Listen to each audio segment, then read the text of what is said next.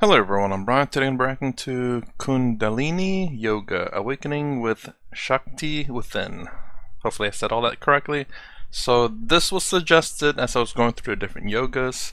So we did, Sadhguru did the one with, I do believe this Body and Health Yoga. I don't know what this one is. Again, I believe there's the four major yogas. Bhakti, Jnana, Karma, and Raja. I believe those are the main four, and then there's probably subsections of each one. I guess body and, well, I don't know what body and health would be. That'd be probably Karma. Karma tends to be with your thoughts and your physical body actions as well. So I assume the physical yogas would be that one. I don't know. I don't know how this works. So this part is completely new to me. So anyways, let's go and give this a shot. If you activate this dimension of energy, other dimensions of life will open up.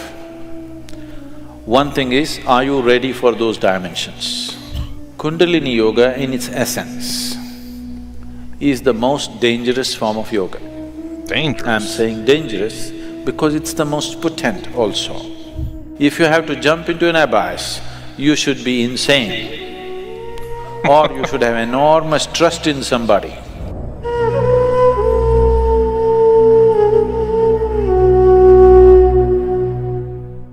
So what is Kundalini? Right now, I'm speaking. This is Kundalini. You are alert and listening. If you are alert and listening, that is Kundalini. A flower is blossoming, that is Kundalini. A dog is barking, that is also Kundalini. Or in other words, the fundamental life force in the existence, we call it Kundalini. Now, within the system, within the human system, if you look at this as a kind of a life package, it's a piece of life. This piece of life is packed in a certain way with layers of this energy. One dimension of energy comes alive immediately because that is necessary for your survival process.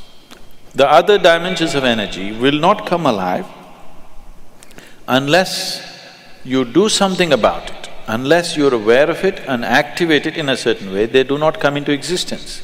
They remain dormant. The dormant energy is way bigger than the energy that is in use right now. To take care of your survival process, to live a physical life completely, to live a complete physical and intellectual life, you need to activate only about 21 of your chakras. Out of this 114, if about 21 of them are on, you will live a complete life. You will not feel any inadequacy. You will live a complete physical life. There'll be no problem with your life. You will think you're a great success, but you are only 21. That is less than 21% out of 114. That's weird. I do remember, unless I didn't quite remember it correctly, I do believe Sadhguru said that Buddha only unlocked one out of the 14. 112 of them is within your body, 2 of them is exterior, outside your body.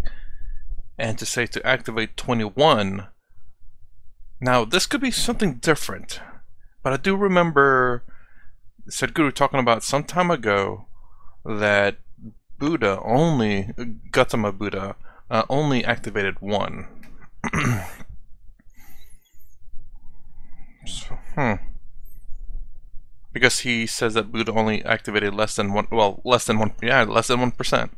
Am I wrong? Did I not remember that correctly? Less than 20%.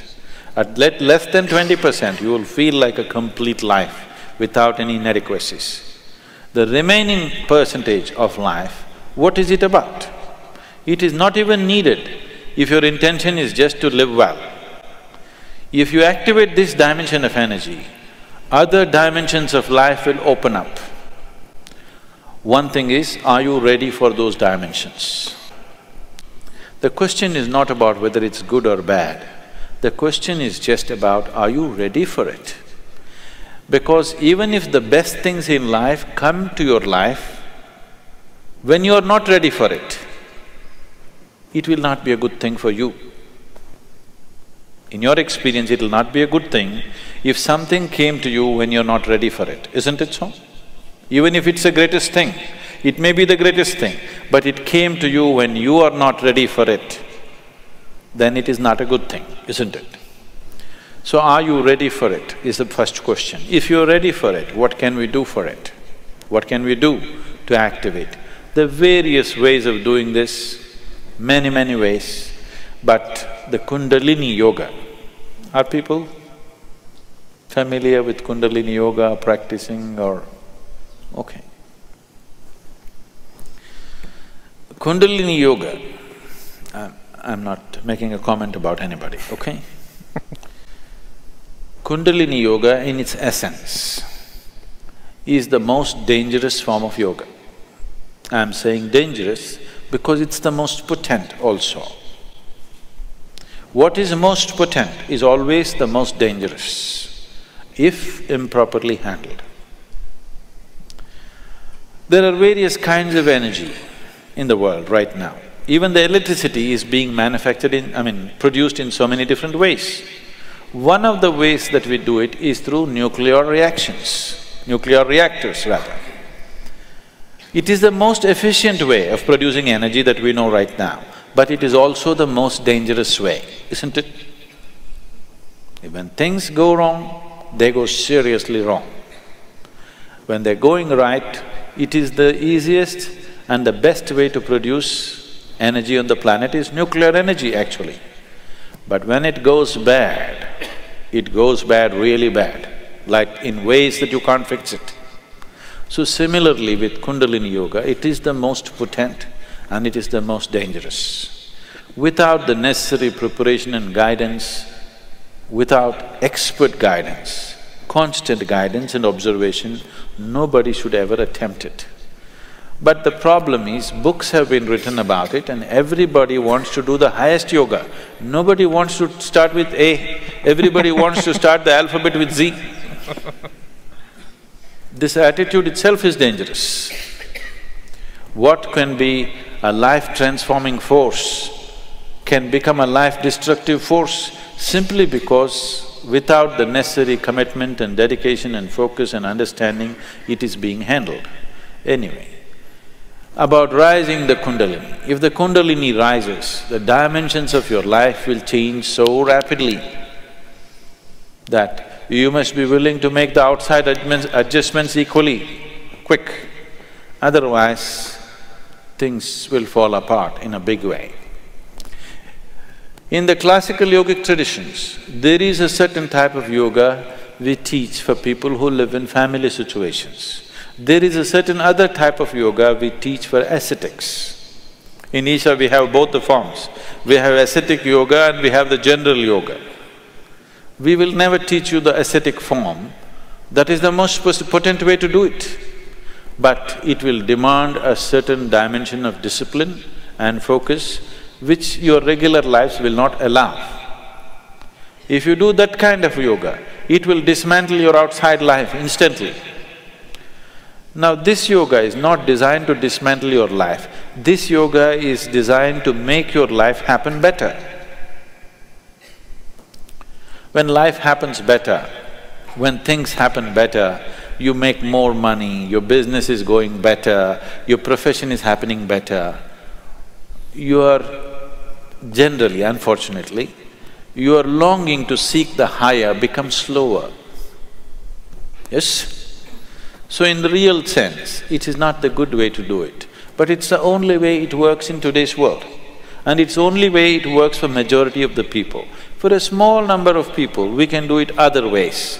We can bypass all these things and just do very powerful ways of doing things, but it will dismantle all social structures around them, which is not good for everybody to do. So these are different dimensions. Kundalini Yoga, if it has to be practiced, you must be in a certain kind of atmosphere. You cannot live in social situations and do Kundalini Yoga. Otherwise, in the name of Kundalini Yoga, you're doing something simplistic. Otherwise, Kundalini Yoga can transform the way you are within days. Suddenly you find you are a stranger in your own home within 2 days of practice, because it will change everything about you. So can we raise the Kundalini? Yes, we can. One way is to create a conducive atmosphere so that slowly it rises. The other way is to provoke it in such a way that it raises quickly. If it rises quickly, then everything changes dramatically. If it rises slowly over a period of time, changes will happen slowly, you will be capable of handling these changes over a period of time. But if it happens very quick, then you will not be able to handle the changes. Things will look like things are falling apart. So there are different ways of doing this. How many ways? There are too many ways. I will not go into how many ways. There are so many ways of doing it. Essentially, there are 112 ways of doing it. There are 112 ways in which you can take this up. From the base to… for this you have to know the structure, otherwise it'll become very elaborate. Out of these 114 chakras, there are 7 which we recognize as 7 dimensions. Out of this, 6 are within the body, 1 just outside the physical body. So if you employ these 112 methods, you will handle the 6th chakras. The 7th one you cannot handle. There are 112 ways in which you can attain to a chakra which we refer to as Agna. But from Agna to Sahasrara, there is no way. There is no way to do it. You just have to jump into an abyss. If you have to jump into an abyss, you should be insane, or you should have enormous trust in somebody. Somebody says jump, and you are jumping because you have such a deep trust in somebody that when he says jump, it has to be good for you. You simply jump into a bottomless pit. So, the journey from the Mooladhara to Agna, there are 112 ways to get there. But from there to there is no way. It is just one jump that can happen in trust, in devotion or in madness. Choice is yours. It seems like that was very similar to what he was talking about, how about the 114, 112 being inside the body and the 2 being outside, and how Buddha himself has only obtained 1 out of those. Again, correct me if I'm wrong on that one. So I'm kind of curious as what in the world is Kundalini yoga, and what other forms or yogas are out there. Well, I said there's 112, I believe. I don't know if all of them has a yoga or not to it, and I'm kind of curious as to each individual one, because again, these are tools that, you know, maybe one of them I really like to learn, maybe I want to focus on, but I don't know which one that is until I, you know, explore each one, and hopefully each of the gurus that I watch explains it in their own special way. So Kundalini is going to be the first one. It was suggested. There's been other suggestions. They're still in my watch list. But I want to go through this yoga with all the different gurus and stuff to get hopefully a very strong elaboration of what it is, maybe what you have to do, or just a deeper understanding of that. So anyways, that's my reaction to Kundalini Yoga, awakening the Shakti within. If you like my content, please consider subscribing, thumbs up, thumbs down below. Thanks for watching. I'll see you in the next vid.